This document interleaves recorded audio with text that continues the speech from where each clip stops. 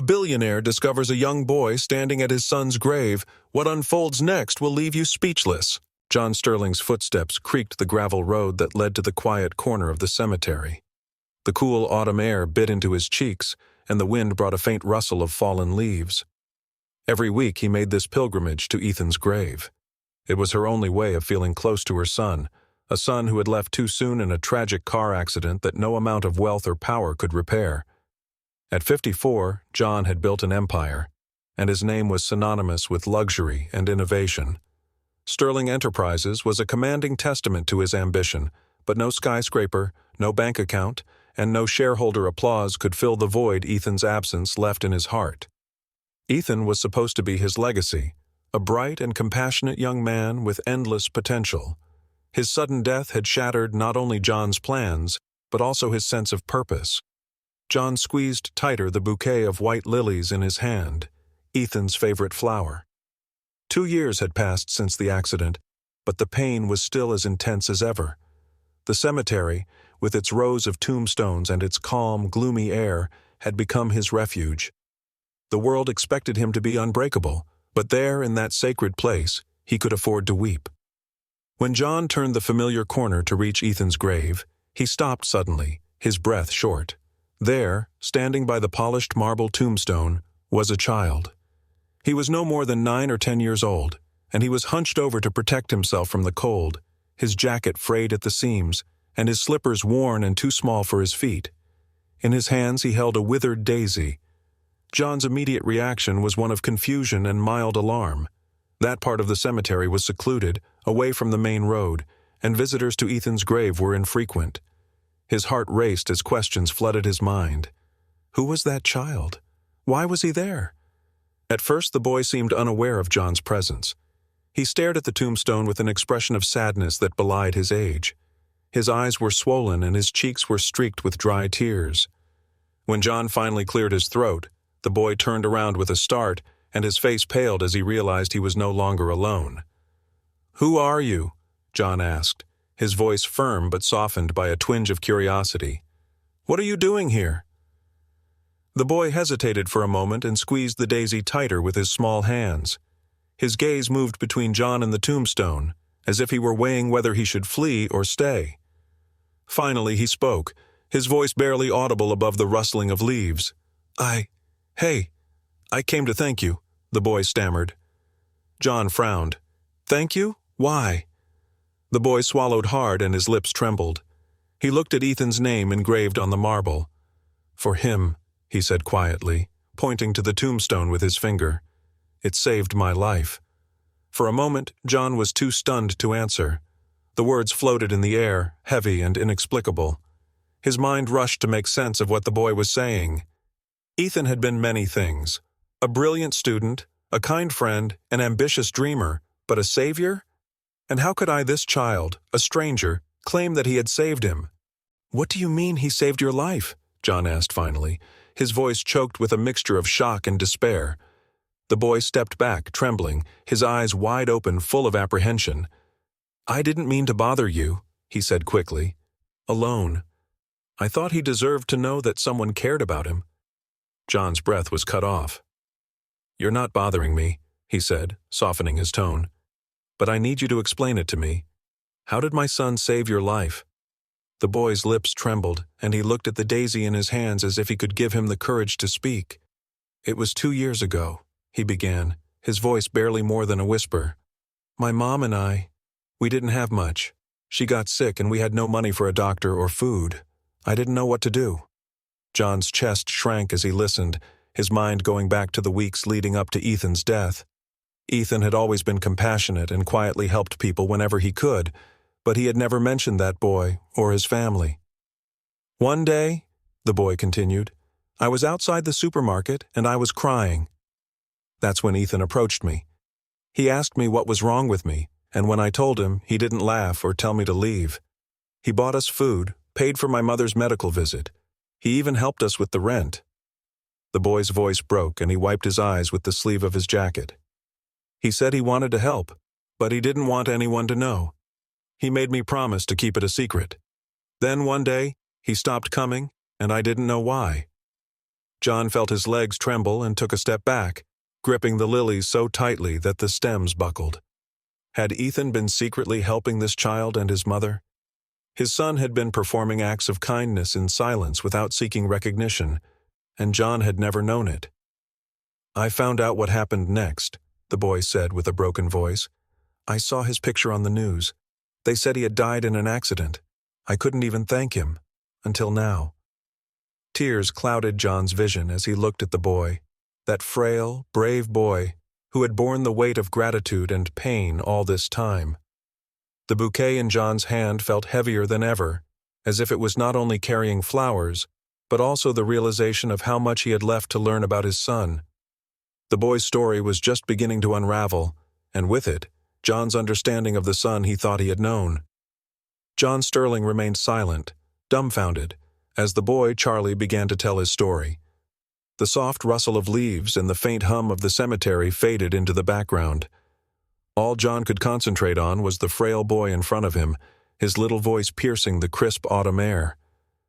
"My mother got very sick," Charlie said, as he fiddled with the withered daisy in his hands. His eyes drifted downward, as if he were reliving a painful memory. "I could no longer work, and everything fell apart. We had no money for food or rent. I didn't know how to help her." John's breath was taken away by the raw desperation in Charlie's words. Ethan had always been compassionate, but nothing in his interactions with his son had given a glimpse of the depth of kindness that he had seen. This boy was describing. "One day I was sitting in front of the grocery store," Charlie continued in a trembling voice. "He had been there for hours. I thought maybe someone would help me, but no one looked at me. And then he arrived." John got a lump in his throat. "Ethan?" he asked quietly. Charlie nodded, his lips trembling as he tried to hold back tears. "He was not like the others. He did not pass by. He stopped and sat down next to me. He asked me why I was crying." John could imagine Ethan as Charlie described him, his son's warm smile, his ability to make people feel seen and valued. Charlie continued, his words welling up as if a dam had been broken. "I told him about my mother, that she could no longer work and that I didn't know what to do. I thought he would tell me that everything would be fine and leave, but he didn't. He said he would help me." Charlie paused, sobbing, and wiped his nose with the back of his sleeve. John crouched down a little and got down to Charlie's level. His face reflected a mixture of amazement and pain. "He came back the next day with the groceries," Charlie said, his voice growing firmer as he recounted the details. "He brought food for the whole week, and then the following week it appeared again. He asked me how my mother was doing and what else we needed. He even helped us pay the rent when the landlord said we had to leave." John's heart ached to hear this. Ethan had kept this incredible act of kindness a secret, even from his own family. He had used his time and resources not to gain glory or recognition, but to make a quiet difference in the lives of those who needed it most. Charlie's hands trembled as he squeezed the daisy tighter. "And then, one day he did not return. I waited for hours outside the store thinking maybe something would come up, but then I saw his picture on the news." John felt a lump form in his throat as Charlie continued. "They said he had died in an accident. At first I didn't believe it. I kept going to the store thinking I'd come back. But he never did." The weight of Charlie's words hung in the air. John's mind was working at full speed, reconstructing the chronology. Ethan had been helping this boy and his mother in the weeks leading up to his death, all without saying a word to anyone. His son's heart had been much bigger than John had imagined. "I didn't know what to do," Charlie admitted, his voice breaking again. "I could never thank him. I couldn't even tell my mom what happened because it got worse after he stopped coming. Simply, I didn't know where else to go." Charlie pointed to Ethan's grave. "So I came here. I thought if I talked to him, maybe he'd listen to me." John's eyes filled with tears as he saw the boy in front of him. Charlie's story was a story of despair and survival, but it was also a testament to Ethan's quiet heroism. For the first time in 2 years, John felt a bittersweet pride in his chest, mingling with the deep pain of loss. "You've come to the right place," John said finally, his voice heavy with emotion. "Ethan would be proud of you, Charlie. He cared about you and your mom. That's why he did what he did." Charlie looked at John with eyes wide open and full of hope. "Do you think he knows I'm grateful?" John swallowed hard, trying to hold back tears. He placed a hand gently on Charlie's shoulder. "I know he does," he said firmly, "and I think I'd want him to continue to help you." Charlie's face lit up with a mixture of relief and gratitude, but John hadn't finished processing the weight of what he'd just learned. Ethan had left a legacy far greater than the empire John had spent decades building. This boy, standing there with a single withered daisy, was living proof of the kind of man Ethan had been. As the wind picked up and shook the trees around him, John realized that this was just the beginning of a new chapter, one in which he could honor Ethan's memory by following his example. But first, I needed to know more about Charlie and his mother. The boy's story wasn't over yet, and John's wasn't over either. John Sterling sat in his study, Ethan's leather-bound diary open before him. The room was silent, save for the soft rustle of the pages as he turned them. Each entry seemed like a conversation with his son, a glimpse into a part of Ethan he'd never quite met. Ethan's handwriting was neat but purposeful, and his words flowed across the pages clearly. John was struck by a note, written just weeks before the accident. "Dad thinks I'm focused on the business, but I want to use what we have to make a difference. If I can help even one person, it will all be worth it." John's throat got a lump and his eyes stung with tears. How had he overlooked that side of Ethan? He had been so busy preparing his son to inherit the Sterling Empire that he hadn't realized the quiet legacy Ethan had been building on his own. The next day, John met Maria and Charlie in the spacious sundeck of their estate. The boy's nervous energy filled the air as he grabbed his mother's hand, his wide-eyed eyes sweeping the room and gazing out at the opulent surroundings. Maria sat stiffly on the edge of her chair, her tiredness evident despite her carefully serene demeanor. John smiled sweetly at them. "Thank you for coming," he began. "I know this must be overwhelming, but I wanted to hear more about what my son did for you." Maria hesitated for a moment and looked at Charlie before she began to speak. His voice was calm but firm. "I didn't know who Ethan was when he started helping us. He showed up a day after Charlie met him outside the grocery store. At first, I didn't want to accept his help. I didn't want to feel like a burden, but he didn't take no for an answer." He paused, his eyes welling with tears as he continued. "Ethan didn't just help us survive. He gave us dignity. When I couldn't afford my medications, he would deliver them to our door.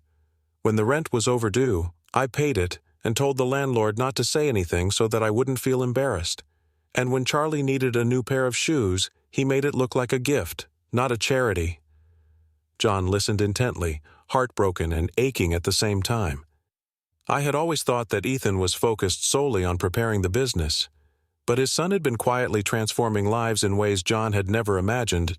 Later that night, John began to investigate further. He asked his personal assistant to review Ethan's financial records and personal emails.